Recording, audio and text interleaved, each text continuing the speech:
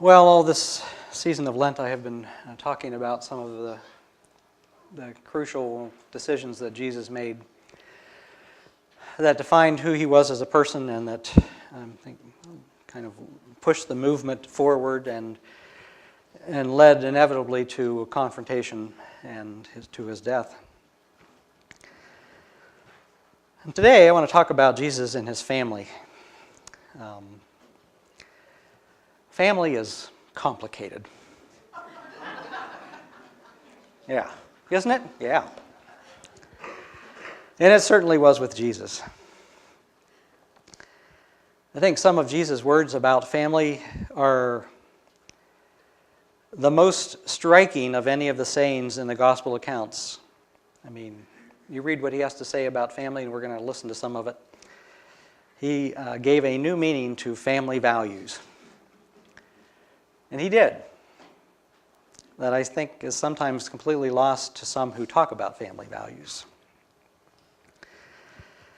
But first I want to talk a little bit about what family meant in Jesus' day. When we think about family, I mean, what comes to mind when we think about family? I think about my family, and I grew up in a fairly extended family. In a small community where I had grandparents and cousins, and consider myself to be very fortunate and very blessed in that. But that's probably not the typical family for most of us. It's certainly not quite the family that my own kids have grown up as we moved away from that family and have kind of struck out on our own out here to create a different kind of family. And I mean, I think the good news in our day is that family definition in our times is changing. And we are welcoming and accepting and embracing all kinds of different descriptions of families now that once we didn't. And that's wonderful. But whatever we think about family now, and even comparing my experience in an extended family, it's nothing like the kind of family experience that someone like Jesus would have grown up with and in his day.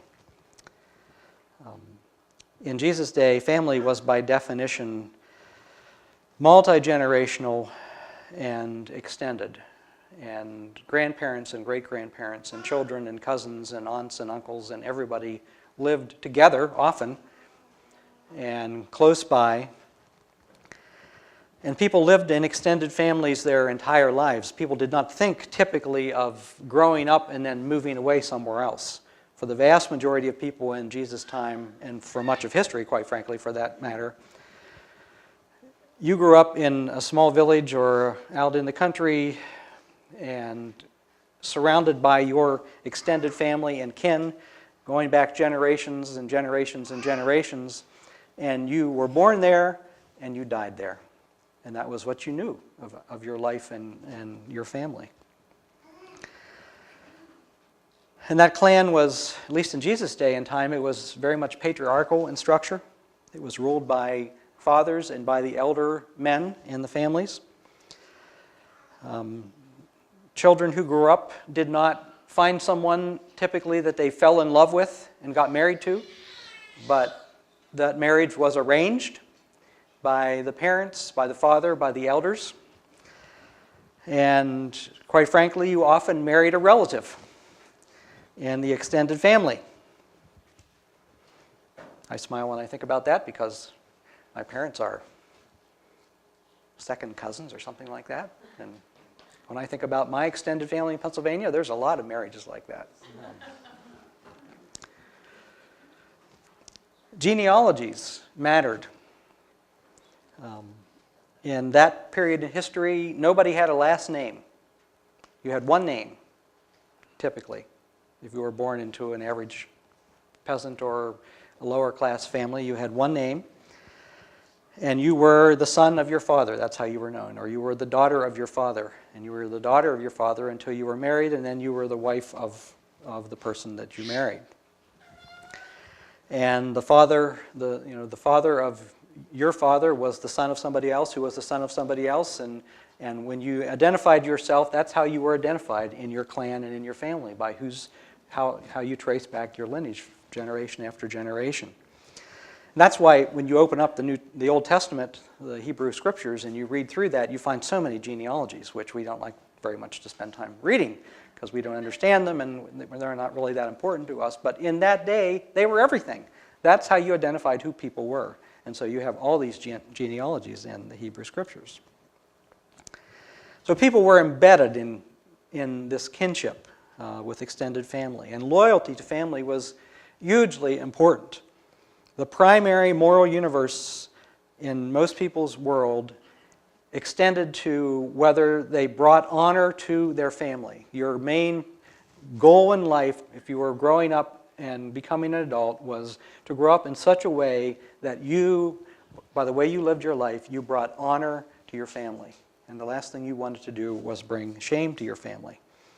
And so if you think about one of the stories that Jesus tells, the prodigal son story, where that younger son takes his share of the inheritance, his family's inheritance, and he runs off to make it on his own, which is very unusual in that day, and brought just the running off with the inheritance brings shame to the family.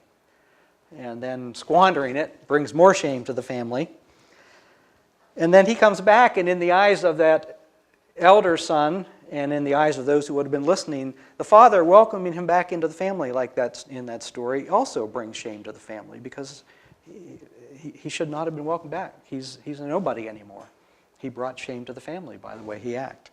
Honor and shame are enormously important in the family structure in Jesus' day. This is Jesus' world. So what about his own family, Jesus' family? Well, the truth of the matter is that we don't know a lot about his family. What is remembered in the Gospels is that he had a father who was given a name Joseph, who is mentioned in relation to the birth story and then pretty much disappears from the rest of the Gospel accounts. The father isn't there in the stories. And he had some brothers and apparently sisters. We get this passage from Mark, which goes like this. Is not this the carpenter, the son of Mary, the brother of James and Joses and Judas and Simon, and are not his sisters here with us? So we get the naming of some of the brothers and the acknowledgement that there were also some sisters. And the only name in that list of brothers that makes a difference in the ongoing story of early Christianity is the brother of James, the brother of Jesus, who later on we learn is one of the leaders in the newly forming Christian church. And of course Mary, who's named. In the Gospel of John, Mary features pretty prominently in the Gospel of John. She's there at the beginning of Jesus' ministry. And I want to read that story for you. On the third day, there was a wedding in Cana of Galilee, and the mother of Jesus was there. And Jesus and his disciples had also been invited to the wedding. And when the wine ran out, the mother of Jesus said to him, Jesus, they have no wine. And he said, so what? He said, woman, what concern is that to you and to me? My hour has not yet come. And the mother in this story ignores the words of Jesus and says to the servants, he's about to do something, so you all pay attention. His mother said to the servants, do whatever he tells you. Now standing there were 6 stone jars for the Jewish rites of purification, each holding 20 to 30 gallons. And Jesus said to them, fill the jars with water. And they filled them with water, and he said to them, now draw out some and take it to the chief steward. So they took it, and when the steward tasted the water that had become wine, and did not know where it had come from, the steward called the bridegroom and said to him, everyone serves the good wine first, and then the inferior wine after the guests have become drunk. But you have kept the good wine until now.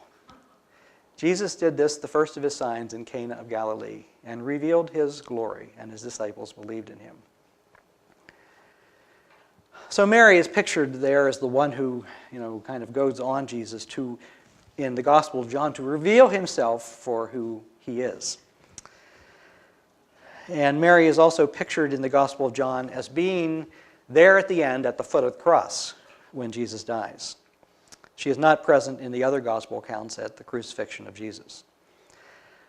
John's gospel is so different than the other three gospels, goes in such a different direction in so many ways. And this is one of those instances where it remembers Mary differently than the other three gospels remember Mary. In the other gospels, what we get a sense of when Jesus is talking about family or when family is present near Jesus is that there's tension in the family because of what he's doing. Mark says, they went home, the crowd came together again so that they could not even eat. And then he went home, Jesus, and the crowd came together again so that they could not even eat. So it's crowded around Jesus. When his family heard about this, they went out to restrain him, for people were saying he has gone out of his mind. So what's pictured here in Mark is that this is near the beginning of Jesus' ministry. He begins his ministry, and he begins to get some people around him, and his family is getting worried that he's crazy. And they come to take him home. And it goes on, then his mother and his brothers came, and standing outside, they sent to him and called him. And the crowd was sitting around, and they said to him, your mother and your brothers and sisters are outside asking for you. And Jesus said, who are my mother and my brothers? And looking at those who sat around him, he said, here are my mother and my brothers. Whoever does the will of God is my brother and sister and mother. Who are my mother and brothers? Not my blood and kin, unless they are a part of my mission. And this might be why, at least in part, Jesus did not have very nice things to say about family, if there was some tension in his family about what he was doing. Do not think that I have come to bring peace to the earth. I have not come to bring peace, but a sword. For I have come to set a man against his father, and daughter against her mother, and daughter-in-law against her mother-in-law. Whoever comes to me and does not hate their mother or father, wife and children, brothers and sisters, cannot be my disciple.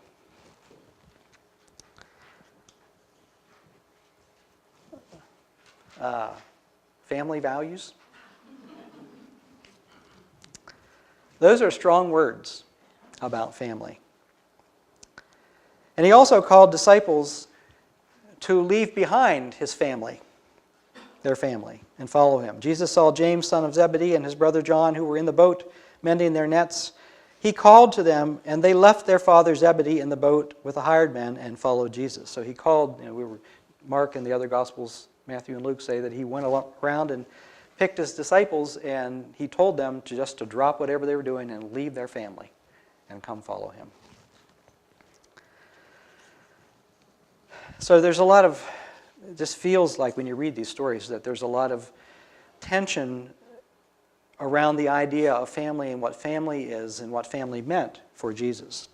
Now the question is what's being pictured here and why is this the case? Is Jesus really in this much conflict with family?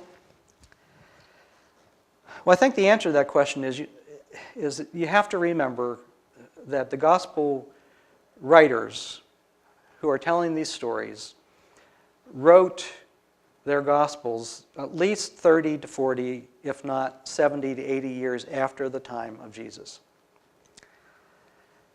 And when they're telling these stories, when they're choosing which stories to tell, and that's one of the things you have to remember when you're thinking about the Gospel writers, is that when they sit down to write their story of Jesus, is that these stories are circulating about Jesus, and more stories are circulating about Jesus than actually get written down, almost certainly. But what gets written down are the ones that the Gospel writers are convinced matter and need to be remembered and need to be retold. And the one thing that we know from early Christian history, from outside sources, outside the Gospels, is that as the Jesus movement, which became the Christian movement, began to grow in the Roman Empire and spread around, is that it caused problems in families. And the reason it caused problems in families is because Christianity was a brand new religion. The Romans and the Roman citizens were completely familiar with Judaism. They were completely familiar with all of the Roman religions and all the Roman gods. But here is this brand new upstart religion, Christianity, that no one has ever heard of before. And people are beginning to convert to this religion. And it's a strange religion.